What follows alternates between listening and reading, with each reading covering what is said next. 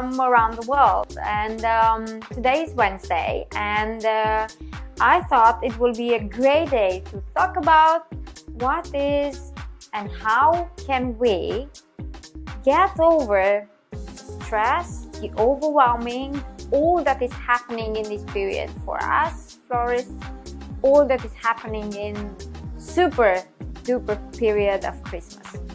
And it's very interesting because I had a very long period and very full of events, full of seminars, full of workshops, and all my focus was there. I had nothing to do with anything else around my world. Everything was work and work and work and work.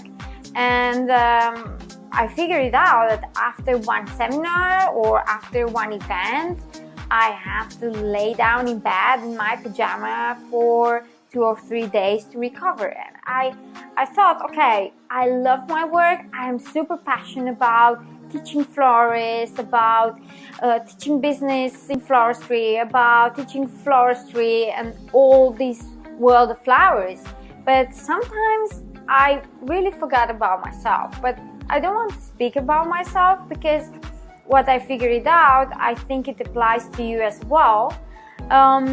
Because there is such a tough period like the wedding season or this period of Christmas when we are so busy and we practically forgive about ourselves. And I know it's common sense that we need to drink water, that we need to sleep long hours or to eat the proper food. But I know when I am passionate and I get super excited about what is happening in the events, I really forget about drinking water and eating properly and having enough sleep. And I know that it's common sense to do that, but sometimes, and I met so many florists from my country or from other countries who are totally passionate of what they do, and in the end, when everything is finished, they are dehydrated or they lack of energy, all because they forgot about themselves. And I know that Christmas period, it's about giving and loving, and we share our passion for flowers with our clients and our families, but the first thing on our list has to be us. And it's not egocentric, and it's not something that it's like, oh, I have to give first to others and then giving to me. Imagine yourself as a cup, as a cup full, and when you don't give yourself and you don't have time for yourself, even in this very stressful and full period, you're just giving from your cup to others, and then cup, it's being left over. It's like you empty your cup all over again, and you cannot give whatever you have as a talent or your energy to others if you don't fill your cup. And what I want to talk today is about your agenda, because it's very important, and what I figured out is very important in very full period like this period to really prioritize your days and your work. And the first and the most important thing is to give yourself the emotional permission to say no to some things, because every time you say yes to things that are not important to you and things that don't give more time and more fulfilling for you, you say you say no to yourself or to more important things. So first and the most important thing is to give yourself the emotional permission to say no to some specific things that doesn't matter to you, and to say yes to some important things that matters for you. And all this idea of overwhelming comes from the fact that we try to do everything for everyone, and it's not necessary. It's not necessary for us florists to do everything for everyone and to be at every, I don't know, every single message, every email, every phone, to respond to everybody in the same time, in the same direction. So first thing to overcome this overwhelming period is first to say no to some things, so you allow yourself to say yes to some important things. The second thing is to really prioritize your agenda. And I have a specific way of making my agenda every day, which helped me very much in the latest years. And I don't want to brag, but I really had a very wonderful year, a very full year, full of events, international seminars. I don't know, I had so many blissful things and blissful moments in this year. And how I really figured out how to make everything, because when you organize events, when you organize seminars, and you want everything to be not perfect, even more than perfect, you have so many details to organize. And I made my agenda in this way. First is to make my projects. So I have a list of projects. If I have 4 or 5 seminars in autumn, I really describe all the projects that I have. So first thing is the project. Then is to figure it out, like to every project, what are the important steps to do. It's like you make a radar of every project. So we have the projects. For example, you have 5 orders this week, or you have 5 events, or you have 5 weddings, or whatever you are, or whatever you do. And then you have to subscribe a big milestone in that project. So that is my first line with the project. And then under that project, I describe a big milestone on that project. Okay, the second part of my agenda is to figure it out, what are the most important things and the priorities that I need to do today in order to make my milestones in those projects. So I don't fulfill my agenda with, I don't know, 40 or 50 tasks to do that day, because I know I cannot do that. So I will figure it out, what is the most important thing today to do, so I will go to the next step. It's very important for you to think like and focus to every step at a time, because otherwise you will mix up things. You will have that feeling that I cannot do everything. That is the feeling of overwhelming. So take your agenda, take your projects in a line, describe the milestone, then take the priorities that you have to do today in order to overcome those milestones. And the third one, in the last page of my agenda, in the last part of my agenda, are the people. The people that are waiting for me to be called, or to have an email from my part, or to have a phone call, or whatever. And the people that I am waiting for them. So I know that I wait for the response of Amanda. I know that I wait for the answer of a client. I know that I wait for that particular thing in order to move forward with my project. So my agenda has 3 parts. First are the projects. Then the second part is with the priorities that I have to do today. And then the third part is with the people that are waiting for my answers, and the people I am waiting for their answers.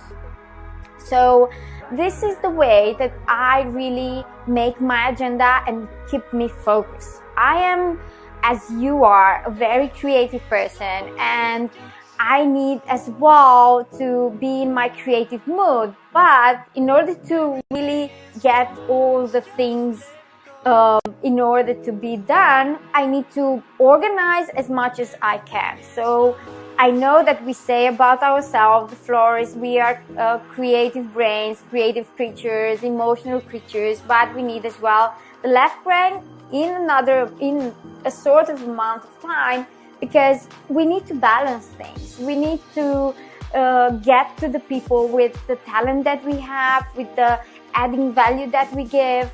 So it's very important to have some things like the agenda to be organized. What is happening, why we don't do our agenda, and when we don't do our agenda, is that we fulfill others' agenda. Like when we only react to others, we only react to the phone calls that we have, when we only react to the emails and the social media messages.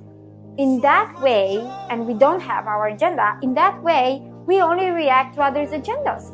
So we are at the fingertips of others' agendas and priorities. So it's about time to have our own agenda. I don't mean that now we are mean people and we don't consider others, and no, it's like we focus on what is important for us and we prioritize in order to deliver that great value that we have. So that's the first thing. Then when you have your task and all your priorities underlined, the second thing is to figure it out how you can automate those tasks in a way that you can fulfill more tasks in a day. And if you think of something that you are doing every month or every week, like maybe paying your bills.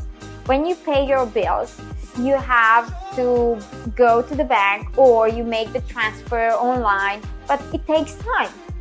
But if you automate that system in order to make a direct debit or to pay directly, then it will take you maybe 2 hours to establish all the details to have that direct debit. But you will have more time in the next and the next and the next month. So you automate one of your tasks to go and pay the bills. This is only one example, and I know you can figure it out many other examples where you can automate other tasks that you are doing over and over again every month, every week, maybe every day. Maybe there are some things that you are doing every day and you don't consider them as being tasks to be automated. But that's the first thing after you prioritize all the tasks that you have to do. And if the task it cannot be automated, then maybe it can be delegated. I know that for us, this delegation thing for florists is it's a very sensitive thing because it's a very sensitive subject. I know we trust so much in what we do, and I know that we have the ability to make beautiful designs and to figure it out, all the things in our flower shop or event agency or whatever our business with flowers is. But it's very important to know that we cannot do everything by ourselves. And it's very important to know that you want to serve the people, you want to bring beauty with flowers in the world. And to do that and to accomplish that, it's important to have a team around you.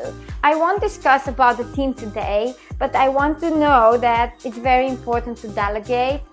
And when a person can do, even if it's your employee or, I don't know, a junior or whatever, if that person can accomplish 60, 70%, even 80% of what you can do on that task, then please take into consideration to delegate that task, because it will free your time to think of and do more important things that will create more business for yourself, that will create more time for yourself, that will create more time for you and your family, that will create more work for others, and as well more value for your clients. And I know that this is a sensitive subject because I've been through that.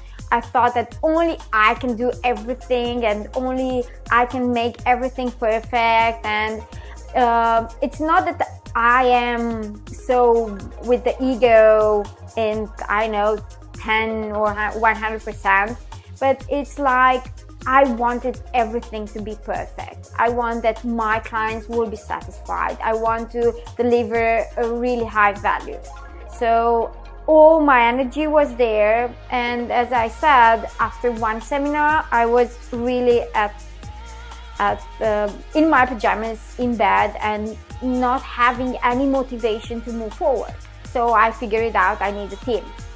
And one particular thing that it was very hard for me to do, it was the delegating thing. So take into consideration to delegate.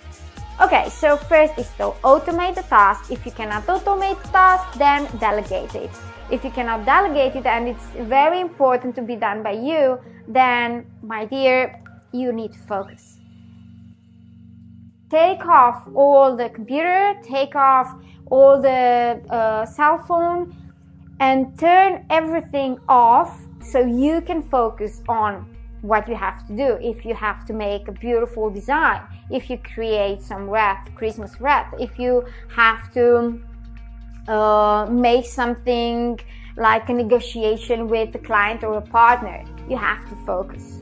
If that task can be done only by you, you need to focus.